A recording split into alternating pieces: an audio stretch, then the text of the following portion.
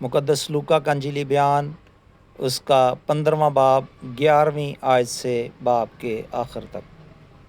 कलाम में यूं मरकूम है, फिर उसने कहा, किसी शख्स के 2 बेटे थे। उनमें से छोटे ने बाप से कहा, ऐ बाप, माल का जो हिस्सा मुझको पहुंचता है मुझे दे दे। उसने अपना माल मता उन्हें बांट दिया। और बहुत दिन ना गुजरे कि छोटा बेटा अपना सब कुछ जमा करके दूर दराज मुल्क को रवाना हुआ और वहाँ अपना माल बदचलनी में उड़ा दिया। और जब सब खर्च कर चुका तो उस मुल्क में सख्त काल पड़ा और वो मोहताज होने लगा। फिर उस मुल्क के एक बाशिंदे के यहाँ जा पड़ा। उसने उसको अपने खेतों में सूअर चराने भेजा और उसे आरजू थी कि जो फलियां सूअर खाते थे, यानी उन्हीं से अपना पेट भरे, मगर कोई उसे ना देता। फिर उसने होश में आकर कहा, मेरे बाप के बहुत से मजदूरों को अफराद से रोटी मिलती और मैं यहाँ भूखा मर रहा हूँ। मैं उठकर अपने बाप के पास जाऊंगा और उससे कहूंगा, ऐ बाप, मैं आसमान का और तेरी नजर में गुनाहगार हूँ। अब इस लायक नहीं रहा कि फिर तेरा बेटा कहलाऊं। मुझे अपने मजदूरों जैसा कर ले। बस वो उठकर अपने बाप के पास चला। वो भी दूर ही था कि उसे देखकर उसके बाप को तरस आया और दौड़कर उसको गले लगाया और चूमा। बेटे ने उससे कहा, ऐ बाप, मैं आसमान का और तेरी नजर में गुनाहगार, अब इस लायक नहीं रहा कि फिर तेरा बेटा कहलाऊं। बाप ने अपने नौकरों से कहा, अच्छे से अच्छा लिबास जल्द निकाल कर इसे पहनाओ और इसके हाथ में अंगूठी और पाँव में जूती पहनाओ और पले हुए बछड़े को लाकर ज़िबा करो ताकि हम खाकर खुशी मनाएं, क्योंकि मेरा ये बेटा मुर्दा था अब जिंदा है, जिंदा हुआ, खोया था अब मिला। बस वो खुशी मनाने लगे। लेकिन उसका बड़ा बेटा खेत में था। जब वो आकर घर के नज़दीक पहुंचा तो वो गाने बजाने और नाचने की आवाज़ सुनी और नौकर को बुलाकर दरियाफ्त करने लगा कि ये क्या हो रहा है। उसने उससे कहा, तेरा भाई आ गया और तेरे बाप ने पला हुआ बछड़ा ज़िबा कराया क्योंकि उसे भला चंगा पाया। वो गुस्सा हुआ और अंदर जाना ना चाहा, मगर उसका बाप बाहर जाकर उसे मनाने लगा। उसने अपने बाप से जवाब में कहा, देख, इतने वर्षों मैंने तेरी खिदमत करता रहा और कभी तेरे हुक्म और कभी तेरी हुक्मदूरी नहीं की, मगर मुझे तूने कभी एक बकरी का बच्चा भी ना दिया कि अपने दोस्तों के साथ खुशी मनाता। लेकिन जब तेरा ये बेटा आया जिसने तेरा माल मता कसबियों में उड़ा दिया, तो इसके लिए तूने पला हुआ बछड़ा ज़बा कराया। उसने उससे कहा, बेटा, तू तो हमेशा मेरे पास है और जो कुछ मेरा है वो तेरा, लेकिन खुशी मनाना और शादमान होना मुनासिब था, क्योंकि तेरा ये भाई मुर्दा था अब जिंदा हुआ, खोया हुआ था अब मिला है। खुदाम के जिंदा पाक कलाम के पढ़े और सुने जान पर खुदाम की बरकत हो। खुदा का शुक्रिया अदा करते हैं जिसने गुजरे सारे हफ्ते में हमारी मदद और हिफाजत। आज के दिन के लिए भी जैसे कि हमने इस बात को कहा हुआ है कि हम हालात और वक्त के मुताबिक खुदाम के कलाम को सीखेंगे। पिछले इतवार जब हम हमारे शहर को और मुल्क को तूफानी बारिशों का सामना था तो हमने तूफान के हवाले से खुदाम के कलाम को सुना। आज जिस मौजू पर हम खुदाम के कलाम को सीखने को हैं वो है ताइब दिल, या एक ऐसा इंसान जो गुनाहगार हो, जो अपने गुनाहों का इकरार करे और खुदाम की तरफ वापस लौट आता है। हम जानते हैं कि लूका जो है वो तबीब था, ये हकीम था, और लूका वो मुसन्निफ है जिसकी किताब में सबसे ज्यादा मौजज़ात पाए जाते। ये तबीब है और अपने किताब में सबसे ज्यादा मौजज़ात लिखता है। पहली 2 अनाजील में भी मौजज़ात हैं, लेकिन تیسری انجیل میں ان سے بڑھ کر. لیکن سب سے بڑھ کر جب ہم لوکا کے انجیلی بیان کے 15ویں باب میں پہنچتے ہیں تو یہ جس بیماری کا ذکر کرتا ہے وہ ہے گناہ اور پھر خدا سے یا باپ سے دور ہو جانا. پہلے اگر 15ویں باب کے آغاز میں آپ دیکھیں تو پہلی آیت سے وہ بتاتا ہے کہ محصول لینے والے اور جو گناہ گار لوگ تھے وہ لوگ یسوع کے پاس آئے. اب جو تھوڑے روحانی اور مذہبی لوگ تھے انہیں یہ بات اچھی نہیں لگی. یہ کیسا انسان ہے, یہ گناہ گاروں کے ساتھ کھاتا پیتا اٹھتا بیٹھتا ہے. جبکہ یسوع مسیح پہلے اس بات کو بیان کر چکے تھے کہ میں آیا ہی گناہ گاروں کے لیے, جو بیمار ہیں ان کے لیے آیا ہوں, تو کیونکہ طبیب کی انہیں ضرورت ہے, کیونکہ وہ طبیب اعظم. پھر جو پہلی تمثیل یا مثال اس باب میں دی گئی ہے دوسری آیت سے وہ یہ تھی کہ ایک چرواہا جو ہے وہ 99 بھیڑوں کو چھوڑ کر ایک کے پیچھے جاتا ہے, ایک بھیڑ کے پیچھے جاتا ہے, اسے تلاش کرتا ہے, جب مل جاتی ہے تو کندھے پر اٹھا لیتا ہے, لیکن خوشی مناتا ہے اور پھر گھر آ کر دعوت کرتا ہے اور خوشی کے ساتھ اپنے دوستوں کو, رشتہ داروں کو اس بات کی خبر سناتا ہے. پھر دوسری تمثیل جو اس میں دی گئی ہے جو کہ 8ویں آیت سے ہے وہ ہے ایک سکہ اگر گم ہو جائے تو کتنی پریشانی ہوتی ہے, کہ وہ کیسے اس کی تلاش کی جاتی ہے اور جب وہ مل جاتا ہے تو اگر آپ 8ویں باب کی آخری حصہ کو دیکھیں اور جب مل جائے تو اپنے دوستوں اور 9ویں آیت کے شروع میں, اور جب مل جائے تو اپنے دوستوں اور پڑوسیوں کو بلا کر کہے کہ میرے ساتھ خوشی ہو. ان تینوں مثالوں میں ایک چیز مشترک ہے, مصرف بیٹے کی مثال میں بھی اور ان دو مثالوں میں بھی, کہ آخر میں دوستوں کو, رشتہ داروں کو بلا کر خوشی کی. لیکن کچھ دیر ہم غور کریں گے پھر خوشی کی طرف آئیں گے کہ کلام خدا میں مصرف بیٹے کی سٹوری جو ہے سنڈے اسکول سے اس کو سکھایا جانا شروع کر دیا جاتا ہے. اٹس مین کہ جب بچہ بھی چھوٹا ہی ہوتا ہے تو جو لوگ ریگولر چرچ جانے والے ہیں, خدا کے کلام کو سیکھنے والے ہیں, جو سنڈے اسکول کے ریگولر جہاں جو لوگ آئے ہیں سنڈے اسکول سے, جن کی بنیاد سنڈے اسکول سے پڑتی ہے, وہ اس سٹوری سے نہایت واقفیت رکھتے ہیں, یعنی کہ وہ کلام خدا کو جانتے ہیں. لیکن سب سے بڑھ کر کہ وہ لوگ بھی اسی گناہ کے مرتکب ہو جاتے ہیں. سٹوری کو جانتے ہیں کہ مصرف بیٹے نے کس طرح اپنے باپ سے مال و متاع کیا, اور جیسے مصرف بیٹے نے کیا ویسے ہی وہ اپنے باپ سے پھر کرتے ہیں. وہ اپنے باپ کو بہت سارے دلائل دیتے ہیں کہ باپ جو تیرے پاس ہے وہ مجھے دے, میں کاروبار کروں گا, میں یہ کر دوں گا, میں وہ کر دوں گا تو یہ ہو جائے گا, یہ کروں گا تو وہ ہو جائے گا. تو باپ کو بہت ساری مثالیں دیتے ہیں, فلاں شخص نے ایسے کیا, فلاں میرے دوست نے ایسے کیا, فلاں بندہ نے ایسے کیا تو وہ ایسے کامیاب ہو. تو جب وہ تمثیلیں مثالیں دیتے ہیں تو در حقیقت وہ مصرف بیٹے کی کہانی کو کیا کر رہے ہوتے ہیں, ریپیٹ کرتے ہیں. مصرف بیٹے نے بھی اپنے باپ کو بہت ساری دلائل, بہت ساری کہانیاں سنائی, کہانیوں میں وہ کامیاب ہو گیا, باپ نے مال و متاع اس کے حوالے کیا. اس نے جو دوستوں کے ساتھ اس کا پلان تھا اس کے مطابق وہ پلان میں کامیاب ہو گیا. پلان کا پہلا حصہ یہ تھا کہ کسی طریقے مال کو حاصل کیا جائے. جب وہ مال کو حاصل کر لیتا ہے تو دوسرا حصہ یہ تھا کہ دوستوں کے ساتھ نکل جائے.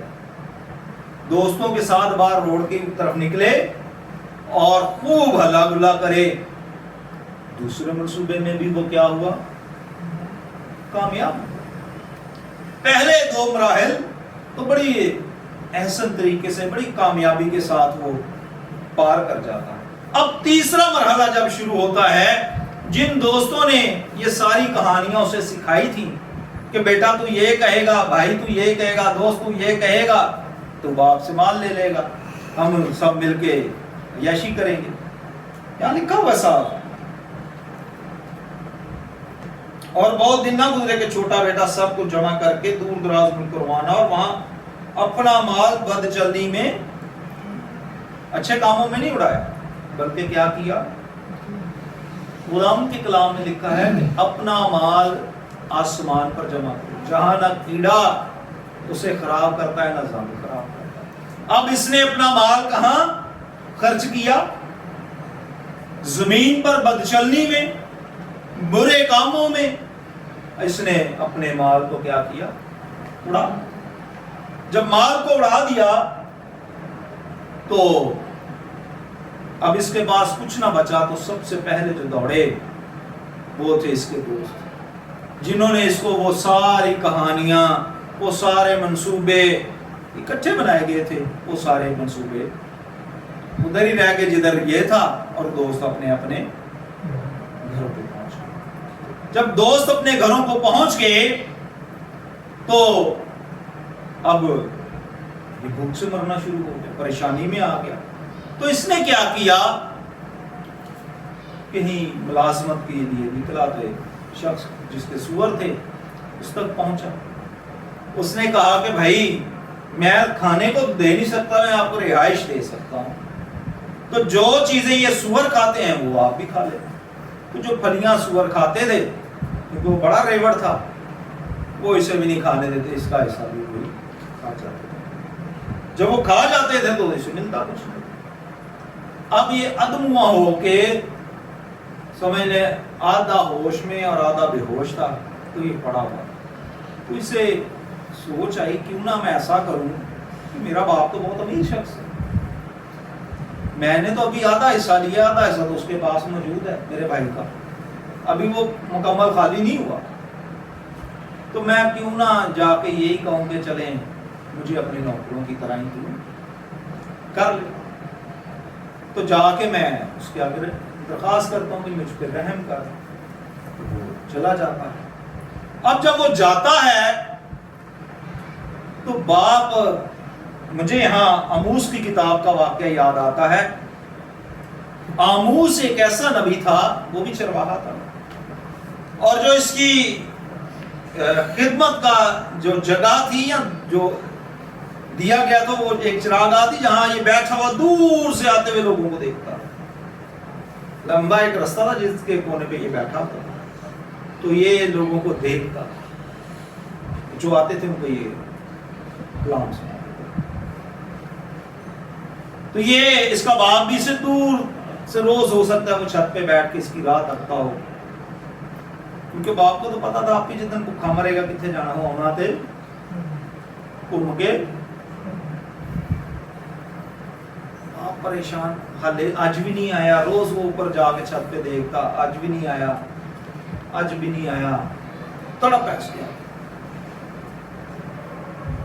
ایک دن دیکھتا ہے کہ اس کا بیٹا دور سے اسے نظر آتا ہے.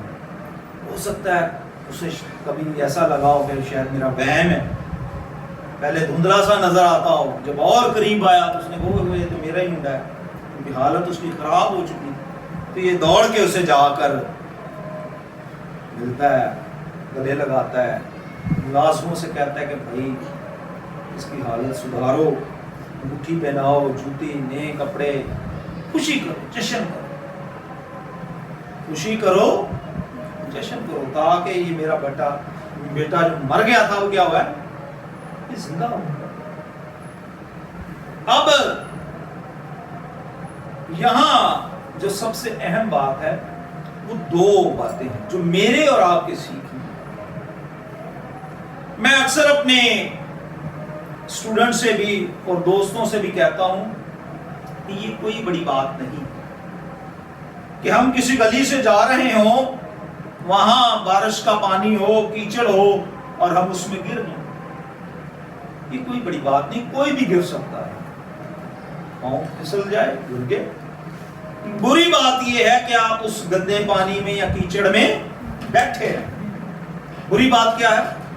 اس گندی جگہ پر جب آپ بیٹھے رہیں گے لوگ آپ کو مذاق اڑائیں گے، ہر گزرتا بندہ کہ یار دماغ نہیں کام کر رہا، یہ کہاں بیٹھا ہوا ہے؟ اچھی بات یہ ہے کہ آپ وہاں سے اٹھیں، گھر آئیں، نہائیں دھوئیں، کپڑے چینج کریں، نئی زندگی۔ یہی مصرف بیٹے نے کیا ہے کہ وہ گناہ میں گر گیا، اس گندے پانی میں، کیچڑ میں گر گیا، دوستوں کی باتوں میں آ کر یا کسی بھی وجہ سے، اپنے دماغ کی بھی، اس کی بھی رضامندی تھی، ایسا نہیں کہ ہم سارا بلیم دوستوں پر ڈالیں۔ تو جب وہ گر گیا تو اسے ہوش آ گیا۔ یہی سب سے اہم بات ہے کہ مجھے اور آپ کو بھی ہوش آنی چاہیے کہ میں گر گیا ہوں۔ سب سے اہم بات کیا ہے؟ اس بات کا علم ہو جانا کہ میں گر گیا ہوں۔ جب تک ہمیں یہ علم نہیں ہوگا کہ ہم گر گئے ہیں، ہم اٹھ نہیں سکتے، ہم اپنی زندگی کو تبدیل نہیں کر سکتے ہیں، ہم نئے سرے سے پیدا نہیں ہو سکتے، ہم نئی زندگی کا آغاز نہیں کر سکتے، کیونکہ علم ہی نہیں۔ جب آدم اور حوا گناہ میں گرے تھے تو یہ شام کو جب خدا آیا نا تو یہ چھپے ہوتے تھے، خدا نے آواز دی، آدم آدم کہاں ہے؟ آدم نے کہا ہم ننگے ہیں، اسے پتہ چل گیا، اپنے گناہ کا اسے کیا ہوا؟ پتہ چل گیا۔ جب تک ضروری ہے ہمارے لیے کہ ہمیں اپنے گناہ کا پتہ لگے کہ مجھ سے یہ مسٹیک ہو گئی، پھر اس گناہ کا اقرار کرنا ہے۔ اب گناہ کا اقرار کس سے کرنا ہے؟ سوال ہے نا۔ سب سے پہلے جس کا گناہ کیا ہے اس کے حضور جانا ہے۔ مصرف بیٹے نے اپنے باپ کا گناہ کیا، اس کا نقصان کیا تھا، تو وہ کس کے حضور گیا ہے؟ اپنے باپ کے حضور، اس کے حضور جا کے گڑ گڑاتا ہے، اپنے گناہ کا اقرار کرتا ہے، باپ اسے معاف کر کے گلے لگا دیتا ہے۔ میرے اور آپ کے لیے بھی یہ بڑی اہم بات ہے۔ ہم انسان کے اگر کسی انسان کا نقصان کریں، اس سے غلطی کریں تو اس کے پاس ہے۔ اگر خدا کے حضور ہم نے کوئی ایسا گناہ کیا ہے تو خدا کے حضور پہنچیں اور اپنے گناہوں کا کیا کریں؟ اقرار کریں، معافی مانگیں۔ جب اپنے گناہوں کا اقرار کرتے ہیں تو خدا ان کے کلام میں لکھا ہے، خدا ان کی طرف جب ہم واپس مڑتے ہیں، جب ایک گناہگار خدا ان کی طرف آتا ہے تو آسمان پر فرشتگان خوشی مناتے ہیں۔ یہاں ہم سیکھ رہے ہیں 3 مواقعوں پر، جب 99 میں سے ایک بھیڑ گم ہوئی، جب وہ ایک سکہ ملا ہے، اور جب مصرف بیٹا ملا ہے، تینوں دفعہ میں کیا کیا گیا ہے؟ خوشی منائی۔ اور جب ایک مصرف بیٹا یعنی کہ میں اور آپ جب خدا ان کے پاس واپس لوٹ آتے ہیں تو پھر آسمان پر خوشی منائی جاتی ہے۔ پھر کہاں پر؟ آسمان پر فرشتگان خوشی مناتے ہیں کہ یہ ہمارا بندہ، یہ خدا کا بندہ، یہ بیٹی اور بیٹا خدا سے دور جا چکے، اب واپس آئیں۔ ضرورت اس چیز کی ہے کہ ہمیں اپنے گناہوں کا اقرار کرنا، پھر نہ صرف اقرار نہیں کرنا بلکہ انہیں چھوڑنا ہے۔ مصرف بیٹے نے پہلے احساس کیا کہ مجھ سے غلطی ہوئی ہے، مجھ سے گناہ ہوا ہے، پھر اس نے اس کو کیا کیا ہے؟ چھوڑ دیا۔ جب چھوڑ دیا تو پھر اپنی زندگی کو تبدیل کیا، دوبارہ سے اپنے باپ کے ساتھ رابطے کو بحال کیا ہے، اس رشتے کو جو ختم ہو گیا تھا اسے بحال کیا۔ آدم اور حوا نے، خدا نے نہیں رشتہ چھوڑا تھا بلکہ آدم اور حوا نے گناہ کر کے خدا سے دور ہوئے تھے۔ یہ اسی طرح مصرف بیٹا بھی باپ نے نہیں نکالا تھا بلکہ مصرف بیٹا خود باپ کی حضوری سے نکلے، اور جو خود نکلتا ہے اسے خود ہی واپس بھی آنا ہوگا۔ اگر ہم اپنی زندگی میں مست رہیں گے اگر ہم اپنی زندگی میں اسی طرح مگن رہیں گے، گم رہیں گے، گناہ میں پڑے رہیں گے، تو ضرور ہے خدا کے کلام میں لکھا ہے اس سے نہ ڈرو جو صرف جسم کو فنا کر سکتا ہے، بلکہ اس سے ڈرو جو جسم اور روح دونوں کو ہلاک کر سکتا ہے، مار سکتا ہے۔ ہمیں بھی اس بات کی طرف فکر کرنی چاہیے کہ ہمیں واپس لوٹنا، ہمیں خدا کی طرف کیا کرنا ہے؟ واپس لوٹنا۔ ایک دن تو اس کے پاس جانا ہے، اس سے پہلے کہ ہمارا وقت آئے کہ ہم اس کے پاس جائیں، زمین پر ہی اس سے رابطہ کریں، زمین پر ہی اپنے باپ سے کیا کر لیں؟ رابطہ کر لیں، معافی مانگ لیں، تاکہ جب ہم آسمان پر جائیں تو آگے پہلے سے جشن شروع ہوا ہو۔ جب ہم آسمان پر جائیں تو پہلے سے ہی جشن ہو رہا اور ہم اس میں شامل ہو جائیں۔ یہ ہمارا وہ بندہ یا بھائی یا بیٹا جو دور چلا گیا تھا، یہ ہمارے پاس ہے۔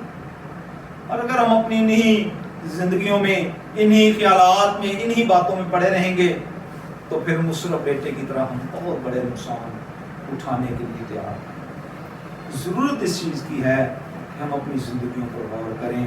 خداوند آپ سب کو برکت دے، خداوند آپ سب کو اس کلام پر عمل کرنے کا فضل بخشے۔